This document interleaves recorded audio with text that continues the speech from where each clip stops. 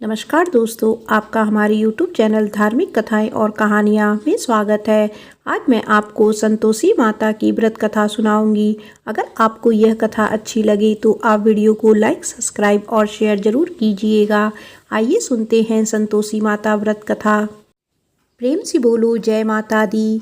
एक बुढ़िया थी, उसके 7 बेटे थे। 6 कमाने वाले थे और एक कुछ भी नहीं कमाता था। बुढ़िया 6 की रसोई बनाती, भोजन कराती और उनसे जो कुछ जूठन बचती वो 7वें बेटे को देती। एक दिन वह पत्नी से बोला, देखो मेरी माँ मुझसे कितना प्रेम करती है। वह बोली, क्यों नहीं होगा प्रेम, वो आपको सबका जूठा जो खिलाती है। वो बोला, ऐसा नहीं हो सकता, जब तक मैं अपनी आँखों से ना देख लूँ मैं नहीं मान सकता। कुछ दिन बाद त्यौहार आया। घर में 7 प्रकार का भोजन और लड्डू बने। वह जांचने के लिए सिर दर्द का बहाना कर पतला वस्त्र सिर पर ओढ़े रसोई घर में सो गया। वह कपड़े में से सब देखता रहा। सब भाई भोजन करने आए। उसने देखा माँ ने उनके लिए सुंदर आसन बिछाया, हर प्रकार के भोजन रखे और उन्हें बुलाया। वह देखता रहा। जब सारे भाई भोजन करके उठे तो माँ ने उनकी जूठी थालियों में से लड्डू के टुकड़े उठाकर एक लड्डू बनाया। जूठन साफ करके बुढ़िया माँ ने उसे पुकारा, बेटा 6 भाई भोजन कर गए, तू कब खाएगा। वो कहने लगा, माँ मुझे भोजन नहीं करना, मैं परदेश जा रहा हूँ। माँ ने बोला, कल जाता हुआ आज ही चला जा। वो बोला, आज ही जा रहा हूँ। यह कहकर वह घर से निकल गया। चलते समय पत्नी की याद आई। वह गौशाला में उपले थाप रही थी। वह जाकर बोला, हम जावे परदेस आवे कुछ काल, तुम रहियो संतोष से धर्म अपनो पाल। वह बोली, जाओ पिया आनंद से हमारो सोच हटाए, राम भरोसे हम रहे ईश्वर तुम्हें सहाय। 2 निशानी आपन देख धरू में धीर, सुधिमति हमारी बिसरइयो रखियो मन गंभीर। वह बोला, मेरे पास तो कुछ नहीं, यह अंगूठी है, सो ले और अपनी कुछ निशानी मुझे दे। वह बोली, मेरे पास क्या है, यह गोबर भरा हाथ है। यह कहकर उसकी पीठ पर गोबर के हाथ से थप मार दी। वह चल दिया। चलते चलते दूर देश पहुंचा। वहां एक साहूकार की दुकान थी। वहां जाकर कहने लगा, भाई मुझे नौकरी पर रख लो। साहूकार को जरूरत थी। बोला, रह जा। लड़के ने पूछा, तनख्वाह क्या दोगे। साहूकार ने कहा, काम देखकर दाम मिलेगा। अब वह सुबह 7 बजे से 10 बजे तक नौकरी करने लगा। कुछ दिनों में वे सारा काम अच्छे से करने लगा। सेठ ने काम देखकर उसे आधे मुनाफे का हिस्सेदार बना दिया। वह कुछ वर्षों में बहुत बड़ा सेठ बन गया और मालिक सारा कारोबार उस पर छोड़कर चला गया। तर उसकी पत्नी को सास ससुर दुख देने लगे। सारा घर का काम करवाकर उसको लकड़ियां लेने जंगल में भेजते थे। घर में आटे से जो भी भूसी निकलती उसकी रोटी बनाकर रख दी जाती और फूटे नारियल की नारेली में पानी। एक दिन वह लकड़ी लेने जा रही थी। रास्ते में बहुत सी महिलाएं संतोषी माता का व्रत करती दिखाई दी। वह वहां खड़ी होकर कथा सुनने लगी और उनसे पूछने लगी, बहनों तुम किस देवता का व्रत करती हो और उसके करने से क्या फल मिलता है। यदि तुम मुझे इस व्रत का महत्व बताओगी तो मैं तुम्हारी बहुत आभारी होंगी। तब एक महिला बोली, सुनो, यह संतोषी माता का व्रत है। इसे करने से गरीबी का नाश होता है और जो कुछ मन में है वो सब संतोषी माता की कृपा से मिल जाता है। महिला बोली, 1.25 आने का गुड़ चना लेना, प्रत्येक शुक्रवार को निराहार रहकर कथा सुनना, मनोकामना पूर्ण होने पर उद्यापन करना। रास्ते में लकड़ी के बोझ को बेच दिया और उन पैसों से गुड़ चना लेकर माता के व्रत की तैयारी कर आगे चली और सामने मंदिर देखकर पूछने लगी, यह मंदिर किसका है। सब कहने लगे, संतोषी माता का मंदिर है। यह सुनकर माता के मंदिर में जाकर माता के चरणों से लिपट गई और विनती करने लगी, माँ मैं अनजान हूँ, व्रत का कोई नियम नहीं जानती हूँ, मैं दुखी हूँ। हे माता जगत जननी, मेरा दुख दूर करो, मैं आपकी शरण में हूँ। माता को बड़ी दया आई। एक शुक्रवार बीता कि दूसरे शुक्रवार उसके पति का पत्र आया और तीसरे शुक्रवार उसके पति ने उसको पैसे भेज दिए।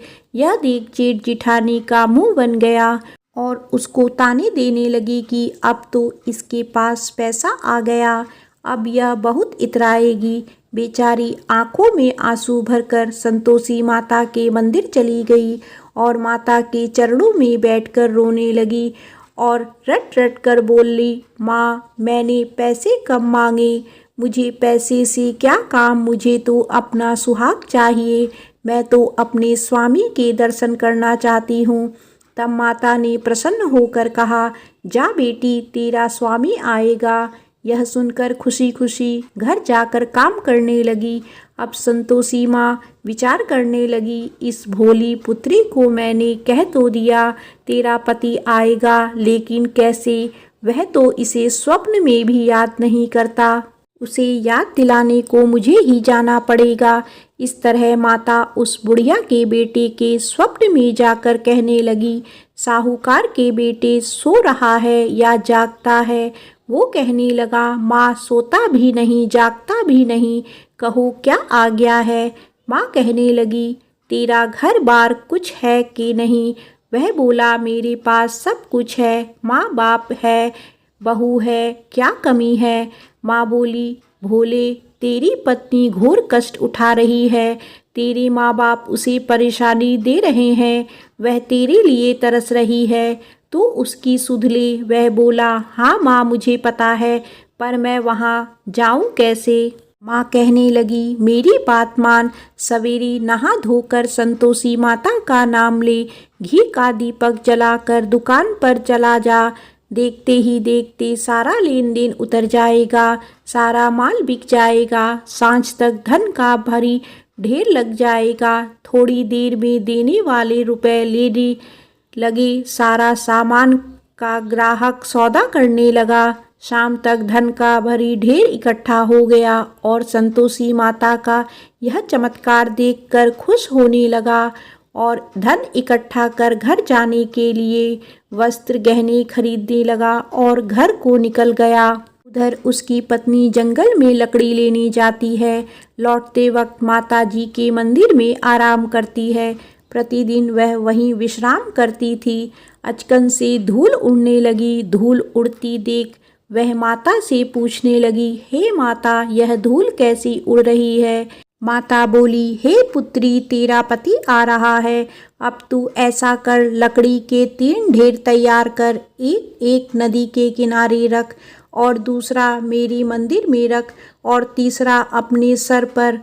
तेरे पति को लकड़ियों का गट्ठर देख तेरे लिए मोह पैदा होगा, वह यहाँ रुकेगा, नाश्ता पानी खाकर माँ से मिलने जाएगा, तब तू लकड़ियों का बोझ उठाकर चौक पर जाना और गट्ठर नीचे रखकर जोर से आवाज़ लगाना, लो सासू जी लकड़ियों का गट्ठर लो, भूसी की रोटी दो, नारियल के खोपड़े में पानी दो, आज मेहमान कौन आया है। माता जी से अच्छा कहकर जैसा माँ ने कहा वैसा ही करने लगी। इतने में मुसाफिर आ गया। सूखी लकड़ी देख उसकी इच्छा हुई कि हम यहीं आराम करें और भोजन बनाकर खा पी कर गांव जाएं। आराम करके गांव को चले गए। उसी समय सिर पर लकड़ी का गट्ठर लिए वह आती है। लकड़ियों का बोझ आंगन में उतारकर जोर से आवाज़ लगाती है, लो सासू जी लकड़ियों का गट्ठर लो, भूसी की रोटी दो, आज मेहमान कौन आया है। यह सुनकर उसकी सास बाहर आकर अपने दिए हुए कष्टों को भुलाने के लिए कहती है, बहू ऐसे क्यों कह रही है, तेरा मालिक आया है, आ बैठ भोजन कर, कपड़े गहने पहन। उसकी आवाज़ सुन उसका पति बाहर आता है। वह बोला, ठीक है माँ, मैंने इसे भी देखा और तुम्हें भी। अब दूसरे घर की चाबी दो, उसमें रहूंगा। माँ बोली, ठीक है। तब वह दूसरी मकान की तीसरी मंजिल का कमरा खोल सारा सामान जमाया। एक दिन पहर में राजा के महल जैसा ठाट बाट बन गया।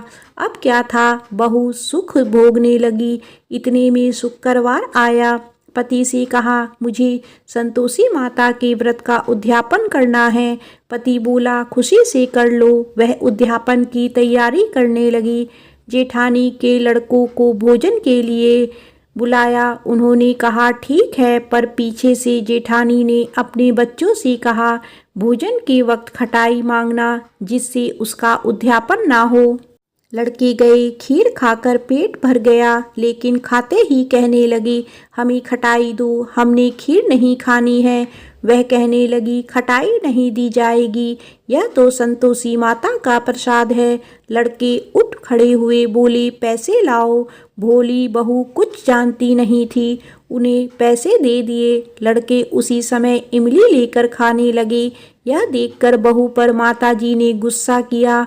राजा के दूत उसके पति को पकड़ कर ले गए। जेठ जिठानी कहने लगे, लूट लूट कर धन लाया था, अब पता लगेगा जब जेल की मार खाएगा। बहू से यह सहन नहीं हुआ। रोती हुई मंदिर गई। कहने लगी, हे माता, यह क्या किया। हंसाकर अब भक्तों को रुलाने लगी। माता बोली, बेटी, तूने उद्यापन करके मेरा व्रत भंग किया है। वह कहने लगी, माता, मैंने क्या अपराध किया है। मैंने भूल से लड़कों को पैसे दिए थे, मुझे क्षमा करो, मैं फिर तुम्हारा उद्यापन करूंगी। माँ बोली, भूल मत करना। वह कहती है, अब भूल नहीं होगी। अब वो कैसे आएंगे। माँ बोली, जा, तेरा पति तुझे रास्ते में आता मिलेगा। वह निकली। राह में पति मिला। उसने पूछा, कहाँ गए थे। वह कहने लगा, इतना धन जो कमाया है उसका टैक्स राजा ने मांगा था, वह भरने गया था। वह खुश होकर बोली, अब घर को चलो। कुछ दिन बाद फिर शुक्रवार आया। वह बोली, मुझे दोबारा माता का उद्यापन करना है। पति ने कहा, करो। बहू फिर जेठ के लड़कों को भोजन को कहने गई। जेठानी ने एक दो बातें सुनाई, और तुम सब लोग पहले ही खटाई मांगना। लड़के भोजन से पहले कहने लगे, हमें खीर नहीं खानी, हमारा जी बिगड़ता है, कुछ खटाई खाने को दो। वह बोली, खटाई किसी को नहीं मिलेगी, आना हो तो आओ। वह ब्राह्मण के लड़के लाकर भोजन कराने लगी। दक्षिणा की जगह उनको एक एक फल दिया। संतोषी माता प्रसन्न हुई। माता की कृपा हुई। 9वें मास में उसे सुंदर पुत्र प्राप्त हुआ। पुत्र को पाकर प्रतिदिन माताजी के मंदिर को जाने लगी। माँ ने सोचा, यह रोज आती है, आज क्यों ना इसके घर चलूं। यह विचार कर माता ने भयानक रूप बनाया। गुड़ चने से सना मुख, ऊपर सूंड के समान ओट, उस पर मक्खियाँ भिन भिन कर रही थी।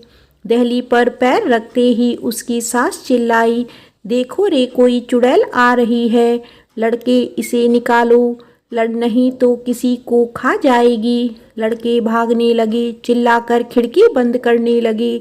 बहू रोशनदान में से देख रही थी, खुशी से चिल्लाने लगी, आज मेरी माताजी मेरे घर आई है।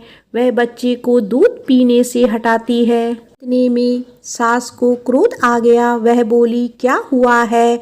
बच्चे को पटक दिया। इतने में माँ के प्रताप से लड़के ही लड़के नजर आने लगे। वह बोली, माँ, मैं जिसका व्रत करती हूँ यह संतोषी माता है। सबने माता जी के चरण पकड़ लिए और विनती कर कहने लगे, हे माता, हम नादान हैं, तुम्हारा व्रत भंग कर हमने बड़ा अपराध किया है। माता, आप हमारा अपराध क्षमा करो। इस प्रकार माता प्रसन्न हुई। बहू को प्रसन्न हो जैसा फल दिया वैसा माता सबको दे, जो पढ़े उसका मनोरथ पूर्ण हो। बोलो संतोषी माता की जय। आइए सुनते हैं वैभव लक्ष्मी व्रत की कथा। शुक्रवार को लक्ष्मी देवी का व्रत रखा जाता है। इसे वैभव लक्ष्मी व्रत भी कहा जाता है। इस व्रत को स्त्री या पुरुष कोई भी कर सकता है। इस व्रत को करने से उपासक को धन और सुख समृद्धि की प्राप्ति होती है। घर परिवार में लक्ष्मी का वास बनाए रखने के लिए भी यह व्रत उपयोगी है। इस दिन स्त्री पुरुष लक्ष्मी जी की पूजा करते हुए सफ़ेद फूल, सफ़ेद चंदन आदि से पूजा करते हैं। खीर से भगवान को भोग लगाकर प्रसाद ग्रहण करते हैं।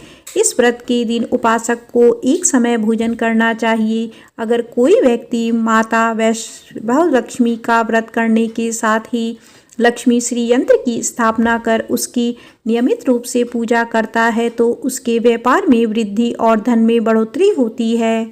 पौराणिक कथा के अनुसार किसी शहर में अनेक लोग रहते थे। सभी अपने अपने कामों में लगे रहते थे। किसी को किसी की परवाह नहीं थी। भजन कीर्तन, भक्ति भाव, दया, माया, परोपकार जैसे संस्कार कम हो गए। शहर में बुराइयां बढ़ गई थी। शराब, जुआ, रेस, व्यभिचार, चोरी, डकैती, बहुत से गुनाह शहर में होते थे। इसके बावजूद शहर में कुछ लोग अच्छे भी रहते थे। ऐसे ही लोगों में शीला और उनके पति की गृहस्थी मानी जाती थी। शीला धार्मिक प्रकृति की और संतोषी स्वभाव वाली थी। उनका पति भी विवेक और सुशील था। शीला और उसका पति कभी किसी की बुराई नहीं करते थे और प्रभु भजन में अच्छी तरह समय व्यतीत कर रहे थे। शहर के लोग उनकी गृहस्थी की सराहना करते थे। देखते ही देखते समय बदल गया।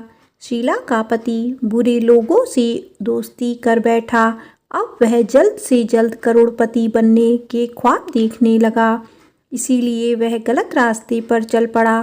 फलस्वरूप वह रोडपति बन गया, यानी रास्ते पर भटकते भिखारी जैसी उसकी हालत हो गई थी। शराब, जुआ, चरस, गांजा, बुरी आदतों में शीला का पति भी फंस गया था। दोस्तों के साथ उनसे शराब की भी आदत लग गई थी। इस प्रकार उसने अपना सब कुछ जुए में गंवा दिया। शीला को पति के बर्ताव से बहुत दुख हुआ, किंतु वह भगवान पर भरोसा कर सब कुछ सहने लगी।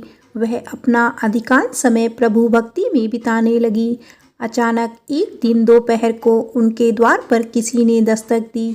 शीला ने द्वार खोला तो देखा कि एक मांझी खड़ी थी। उसके चेहरे पर अलौकिक तेज निखर रहा था। उनकी आंखों में से मानो अमृत बह रहा था। उसका भव्य चेहरा करुणा और प्यार से झलक रहा था। उसको देखते ही शीला के मन में अपार शांति छा गई। शीला के रोम रोम में आनंद सा छा गया। शीला उस मांझी को आदर के साथ घर में ले आई और घर में बिठाने के लिए कुछ भी नहीं था। तय शीला ने एक फटी हुई चादर पर उसको बिठाया। मांझी बोली, क्यों शीला, मुझे पहचाना नहीं? हर शुक्रवार को लक्ष्मी जी के मंदिर में भजन कीर्तन के समय मैं भी वहां आती हूँ। इसके बावजूद शीला कुछ समझ नहीं पा रही थी। फिर मांझी बोली, तुम बहुत दिनों से मंदिर नहीं आई, अतः मैं तुम्हें देखने चली आई। मांझी के अति प्रेम भरे शब्दों से शीला का हृदय पिघल गया। उसकी आंखों में आंसू आ गए और वह बिलख बिलख कर रोने लगी। मांझी ने कहा, बेटी, सुख और दुख तो धूप और छांव जैसे होती हैं। धैर्य रखो बेटी, मुझे तेरी सारी परेशानी बता। मांझी के व्यवहार से शीला को काफ़ी संबल मिला और सुख की आस में उसने मांझी को अपनी सारी कहानी कह सुनाई। कहानी सुनकर मांझी ने कहा, कर्म की गति न्यारी होती है।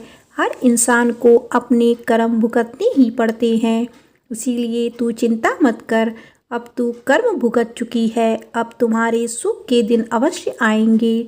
तू तो माँ लक्ष्मी जी की भक्त है। माँ लक्ष्मी जी तो प्रेम और करुणा का अवतार हैं। वे अपने भक्तों पर हमेशा ममता रखती हैं। इसीलिए तू धैर्य रखकर माँ लक्ष्मी जी का व्रत कर, इससे सब कुछ ठीक हो जाएगा। शीला के पूछने पर मांझी ने उसे व्रत की सारी विधि बताई। मांझी ने कहा, बेटी, माँ लक्ष्मी जी का व्रत बहुत सरल है। उसे वर लक्ष्मी व्रत या वैभव लक्ष्मी व्रत कहा जाता है।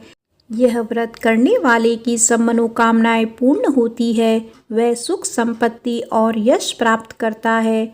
शीला यह सुनकर आनंदित हो गई। शीला ने संकल्प करके आंखें खोली तो सामने कोई ना था। वह विस्मित हो गई कि मांझी कहाँ चली गई। शीला को तत्काल यह समझते देर ना लगी कि मांझी कोई और नहीं, साक्षात लक्ष्मी जी ही थी। दूसरे दिन शुक्रवार था। सवेरे स्नान करके स्वच्छ कपड़े पहनकर शीला ने मांझी द्वारा बताई विधि से पूरे मन से व्रत किया।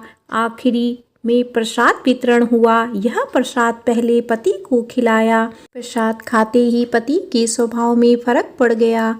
उस दिन उसने शीला को मारा नहीं, सताया भी नहीं। शीला को बहुत आनंद हुआ। उसके मन में वैभव लक्ष्मी व्रत के लिए श्रद्धा बढ़ गई।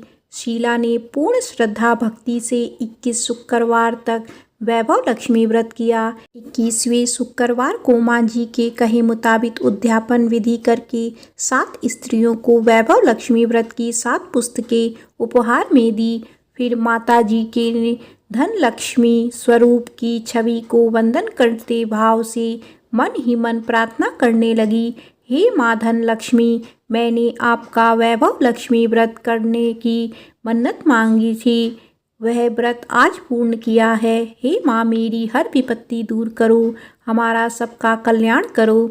जिसे संतान ना हो उसी संतान देना। सौभाग्यवती स्त्री का सौभाग्य अखंड रखना। कुंवारी लड़की को मन भावन पति देना। जो आपका यह चमत्कारी वैभव लक्ष्मी व्रत करे उसकी सब विपत्ति दूर करना, सभी को सुखी करना। हे माँ, आपकी महिमा अपार है। ऐसा बोलकर लक्ष्मी जी के धन लक्ष्मी स्वरूप की छवि को प्रणाम किया। व्रत के प्रभाव से शीला का पति अच्छा आदमी बन गया और कड़ी मेहनत करके व्यवसाय करने लगा। उसने तुरंत शीला की गिरवी रखे गहने छुड़ा लिए। घर में धन की बाढ़ सी आ गई। घर में पहले जैसी सुख शांति छा गई। वैभव लक्ष्मी व्रत का प्रभाव देखकर मोहल्ले की दूसरी स्त्रियां भी विधि पूर्वक वैभव लक्ष्मी व्रत करने लगी। आइए जानते हैं वैभव लक्ष्मी व्रत उद्यापन की विधि। 7, 11 या 21 जितने भी शुक्रवारों की मन्नत मांगी हो उतने शुक्रवार तक यह व्रत पूरी श्रद्धा तथा भावना के साथ करना चाहिए। आखिरी शुक्रवार को इसका शास्त्रीय विधि के अनुसार उद्यापन करना चाहिए। आखिरी शुक्रवार को प्रसाद के लिए खीर बनानी चाहिए। जिस प्रकार हर शुक्रवार को हम पूजा करते हैं वैसी ही करनी चाहिए। पूजन के बाद माँ के सामने एक श्रीफल फोड़े। फिर कम से कम 7 कुंवारी कन्याओं या सौभाग्यशाली स्त्रियों को कुमकुम का तिलक लगाकर माँ वैभव लक्ष्मी व्रत कथा की पुस्तक की एक एक प्रति उपहार में देनी चाहिए और सबको खीर का प्रसाद देना चाहिए। इसके बाद माँ लक्ष्मी जी को श्रद्धा सहित प्रणाम करना चाहिए। फिर माता जी के धन लक्ष्मी स्वरूप की छवि को वंदन करके भाव से मन ही मन प्रार्थना करें। हे माँ धन लक्ष्मी, मैंने आपका वैभव लक्ष्मी व्रत करके की मन्नत मानी थी, वह आज पूर्ण किया है। हे माँ, हमारी मनोकामना पूर्ण करें, हमारी हर विपत्ति को दूर करें, हमारा सबका कल्याण करो। जिसे संतान ना हो उसे संतान देना। सौभाग्यवती स्त्री का सौभाग्य अखंड रखना। कुंवारी लड़की को मन भावन पति देना। जो आपका यह चमत्कारी वैभव लक्ष्मी व्रत करे उसकी सब विपत्तियां दूर करना, सभी को सुखी करना। हे माँ, आपकी महिमा अपार है, आपकी जय हो। ऐसा बोलकर लक्ष्मी जी के धन स्वरूप की छवि को प्रणाम करें। बोलो वैभव लक्ष्मी माता की जय।